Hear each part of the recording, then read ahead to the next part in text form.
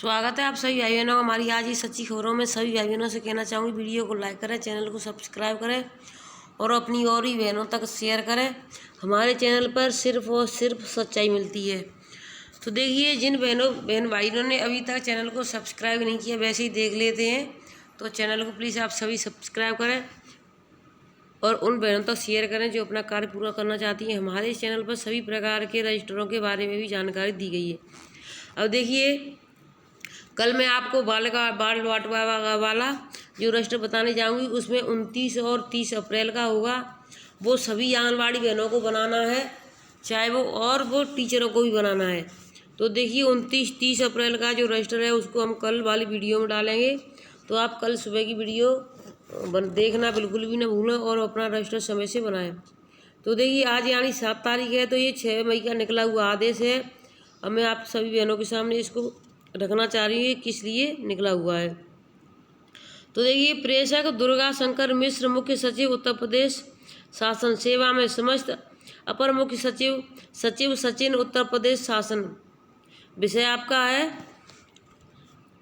राज्याधीन सेवाओं के सृजित उपलब्ध के पदों को भरने हेतु ज्येष्ठता आधारित चयनों में अपनाई जाने वाली प्रक्रिया के संबंध में। तो देखिए, जो पद हैं सृजित, उनको भरने के लिए क्या क्या चयन अपनाई जाएगी, तो उसको आप देखें।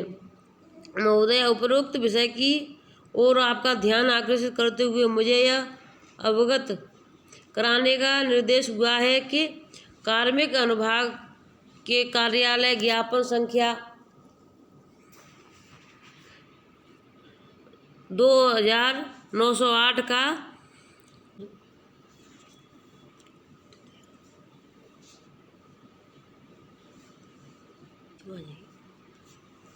दिनांक 22 मार्च 1984 के प्रपत्र 2 के अनुसार ज्येष्ठता के आधार पर चयन की प्रक्रिया निम्नवत है। अब इसे क्या है, अनुपयुक्तों को छोड़ते हुए ज्येष्ठता के आधार पर चयन की प्रक्रिया आपका एक सिद्धांत के तहत रिक्तियों को देखते हुए उनके अनुपात में निर्धारित की संख्या, पात्रता क्षेत्र के अधिकारियों के नामों पर वरिष्ठता क्रम में विचार किया जाना चाहिए। सर्वप्रथम वरिष्ठतम अधिकारी के नाम पर विचार कर उसे उपयुक्त या अनुपयुक्त घोषित करने के बाद उसे दूसरे तथा तीसरे और आगे इसी प्रकार के अधिकारियों के नामों पर विचार किया जाना चाहिए, जब तक रिक्तियों की तुलना में वांछित संख्या में पदोन्नति के लिए उपयुक्त अधिकारी उपलब्ध न हो जाएं। जब पदोन्नति के लिए वांछित संख्या में अधिकारी उपलब्ध हो जाएं, तब उसके बाद के अधिकारियों के नामों पर विचार करने की आवश्यकता नहीं रहेगी। तो देखिए, जो जैसे कि मतलब किसी की 10 साल हो गई, उसके 10 साल के बाद पदोन्नति होती है, तो उसकी पदोन्नति हो जानी चाहिए, जिससे कि उसके जो नीचे वाला है उसके जगह पर हो जाएगी। तो वो जो नीचे की जो जगह खाली होगी उसको भर दिया जाएगा। अगर कहीं कारणवश जैसे कहीं ज़्यादा संख्या में रिटायरमेंट होती है, तो वहाँ पर आप अलग से नियुक्ति भी कर सकते हैं।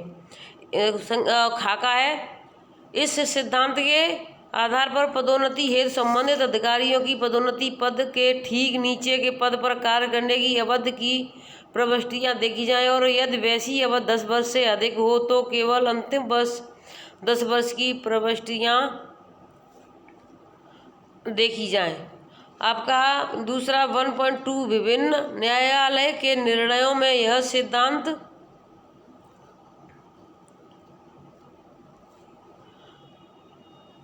निर्धारित हो चुका है कि विभागीय चयन समिति के चयन हेतु अभ्यर्थियों की उपयुक्तता के समुचित मानकों के निर्धारण हेतु अपनी प्रक्रिया तथा ढंग निर्धारित करने का अधिकार है। चयन समिति अनेक उपलब्ध अभिलेखों तथा सामूहिक विवेक के आधार पर अपनी संतुष्ट करती है। मानी पॉइंट 1.3 मानी सर्वोच्च न्यायालय द्वारा अनेक न्यायीय विवादों में यह निर्देश का सिद्धांत दिए गए हैं कि पदोन्नति हेतु चयन के लिए अभ्यर्थियों को अनुपयुक्तता का विनिश्चय करने हेतु विभागीय चयन समिति निष्पक्ष मूल्यांकन हेतु अपनी विधियों एवं प्रक्रियाओं का निर्णय करने हेतु अपने विवेक का प्रयोग करने के लिए पूरी तरह स्वतंत्र रहें। तो देखिए इस तरीके से वहाँ पर किया जा रहा है। और देखिए एक और जो खबर है हमारी है, हादसे में कार्यकर्ती की मौत हो चुकी है। और ये देखिए कहाँ की खबर है, सकलडीहा हिंदुस्तान कोतवाली क्षेत्र में खड़ेहरा गांव में के समीप गुरुवार को तेंदुरीपुर गांव के 42 वर्षीय आंगनबाड़ी कार्यकर्ती आरती बाइक से गिर गई। इससे गंभीर रूप से घायल होने पर उसे वाराणसी से एक निजी अस्पताल में भर्ती कराया गया था, जहां उसकी शुक्रवार की दोपहर में इलाज के दौरान मौत हो गई। तो देखिए सरकार इन चीज़ों पर बिल्कुल भी नहीं ध्यान देगी कि अगर इनके परिवार में आर्थिक तंगी चलेगी और यहाँ से जब जो बहन कमाती थी वो भी ख़त्म हो चुकी है, तो इनको लाख 2 लाख या 4 लाख की वहाँ पर इनकी सहायता की जाए, जिससे इनके बच्चों का जो भविष्य होगा ख़राब हो रहा होगा तो वो बन जाएगा। और इसके घर में जो अगर कोई नौकरी करने लायक इच्छुक है तो वो इस नौकरी को भी करे। इसको इनके परिवार में किसी एक व्यक्ति को भी नौकरी दी जानी चाहिए, क्योंकि इनका रिटायरमेंट 60 वर्ष पर होना था। जिनका रिटायरमेंट नहीं हुआ है तो इनको नौकरी देना बहुत ज़रूरी है। घटना के बाद परिजनों में कोहराम मच गया। सब गांव के में पहुंचते ही परिजनों में मातम छा गया। कोतवाली क्षेत्र में तेंदुईपुर ग्राम की निवासी आरती चहनिया विकासखंड के बलीपुर में आंगनबाड़ी के पद पर तैनात थी। गुरुवार को आंगनबाड़ी कार्यकर्ती आरती अपने पति इंद्रजीत यादव के साथ बल्लीपुर जा रही थी। वह जैसे ही खड़ेहरा गांव के समीप पहुंचने के अचानक सामने से साइकिल आ गई। इससे बाइक अनियंत्रित होकर गिर गया। बाइक पर बैठी आरती गिर गई। वाराणसी में उपचार करने को भर्ती कराया, लेकिन शुक्रवार को महिला की मौत हो गई। तो ये देखिए बहुत ही दुखद घटना है अपनी आंगनबाड़ी बहन के लिए। ओम शांति लिखना सभी बहनें बिल्कुल भी ना भूलें, ओम शांति जरूर लिखें। आपके लिखने से किसी की आत्मा को शांति मिलती है, तो आपके 2 शब्द जरूर लिखें आप सभी बहनों से मेरी विनती है।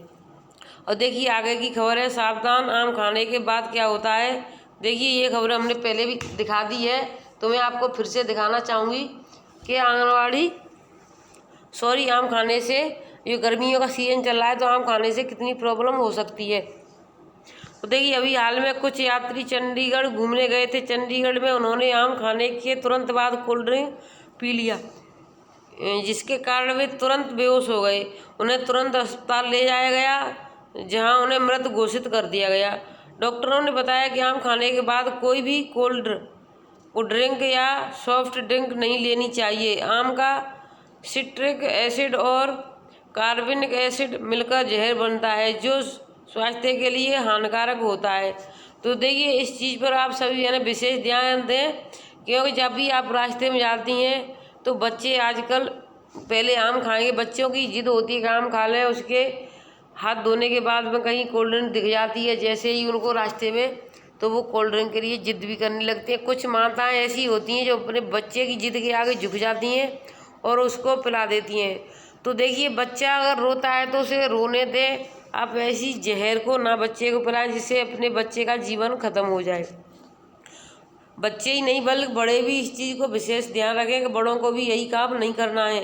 ये बच्चे ही फॉलो नहीं करेंगे। सबसे पहले इन कामों को बच्चों को माँ बाप को सिखाना है कि हम भी ऐसा काम नहीं करेंगे, तभी बच्चे वही कार्य नहीं करेंगे। तो देखिए और भी हमारी खबर लगी है, मौत खटखटाती थी दरवाज़ा। दिल्ली के एक द्वारका में रहने वाले अनूप कौल का अब्बा कदल श्रीनगर में घर था। अनूप कहते हैं कि उन दिनों हमारे मोहल्ले में रहने वाले सभी मुसलमानों की भाषा और सोच एक हो गई थी, और वह सोच थी हिंदुओं को हिंदू के नाते नहीं रहने देना। यह भी लिहाज रखा कि उन्हें किसी हिंदू माता ने दूध पिलाया है। तो देखिए ये जो भी है बहुत ही सोच जो जैसी होती है, जो जिस माहौल में रहता है उसी माहौल में सोच इंसान की बन जाती है। जैसा आप मन में विचार रखोगे बार बार में जिस चीज़ को सोचोगे तो इंसान का विचारों के हिसाब से दिमाग चलता है। अगर आपको कहीं खाना खाना है तो आपका दिमाग वहीं रहेगा, खाना खाना है, मुझे खाना खाना है। अगर कहीं आपको ड्यूटी पर जाना है तो आपका दिमाग ड्यूटी पर रहेगा। अगर आप ड्यूटी पर नहीं जाना चाहोगे, कितनी भी कोशिश कर लो, आप ज़बरदस्ती कोई भेजना चाहे तो नहीं भेज पाओगे।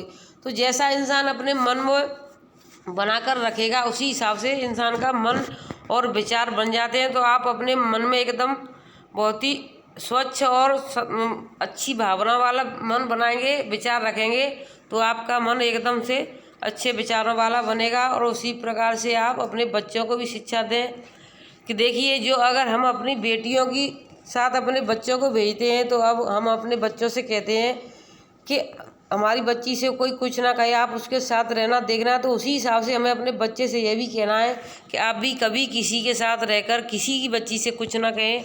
तो ये अगर ये संदेश हम अपनी बच्ची के लिए कहते हैं तो दूसरे की बच्ची को भी हम अपना बच्ची समझ कर ही अपने बच्चे को समझा सकते हैं कि दूसरे की बच्ची भी हमारी एक बच्ची की तरह है। जिससे कि आप कभी भी किसी और कोई गलत काम कर रहा है तो उसको भी रोको, उसको समझाओ और ना कि उसका साथ दो। और आप भी इन गंदी हरकतों से या जो गंदे विचार वाले सोच वाले होते हैं उनसे दूर रहो। तो देखिए, जागरूकता फैलाने से फैलती है और रोकने से रुकती है। जितने ज़्यादा आप बच्चों को अच्छी शिक्षा दोगे उतनी ज़्यादा बच्चों के मन में अच्छे विचार आएंगे। तो देखिए, आपके 2 बच्चे हैं, आप दोनों को अलग अलग नहीं बिठाना है, अलग अलग एक ही बार में दोनों अच्छे से समझ आएंगे। तुम्हें किसी से कुछ कहना नहीं है, और तुम्हारी बहन से अगर कुछ कोई कहता है तो उसको रोकना है और दूसरों को भी संदेश देना है कि हमें किसी से कुछ नहीं कहना है। इस हिसाब से संदेश ज़्यादा से ज़्यादा फैलेगा और आए दिन जो आतंकवादियों की तरह आए दिन जो लड़ाई झगड़े होते हैं वो भी बहुत कम रह जाएंगे। और आपकी जो बहन बेटी या बच्चियां हैं सभी की एक समान है, तो अपनी बहन बेटियों की रक्षा के लिए समझ लो, दूसरों की नहीं अपनी ही समझकर सभी की रक्षा करनी चाहिए। और आप जब भी आप सभी आंगनवाड़ी बहनें अपनी मीटिंग रखा करें तो इस चीज़ को ज़रूर रखें कि अपने बच्चों को यह संदेश दें कि हमें किसी की बहन बेटी से कुछ नहीं कहना है, और जैसी हमारी बहन बेटी वैसी दूसरों की बहन बेटी। तो देखिए, वीडियो अच्छी लगी हो तो वीडियो को लाइक करें, चैनल को सब्सक्राइब करें, और आने वाली और भी खबरों के लिए हर वीडियो को आप देखा करें। और हम जो अभी जो चल रहा है, जैसे कि संवर्धन वाला जो टेस्ट चल रहा है, तो उसकी हम जैसे ही हमको कहीं से कोई पेपर मिल जाता है तो उसकी पूरी जानकारी लेकर के हम वीडियो में ज़रूर डालेंगे। और आप सभी बहनें हर वीडियो ज़रूर देखना।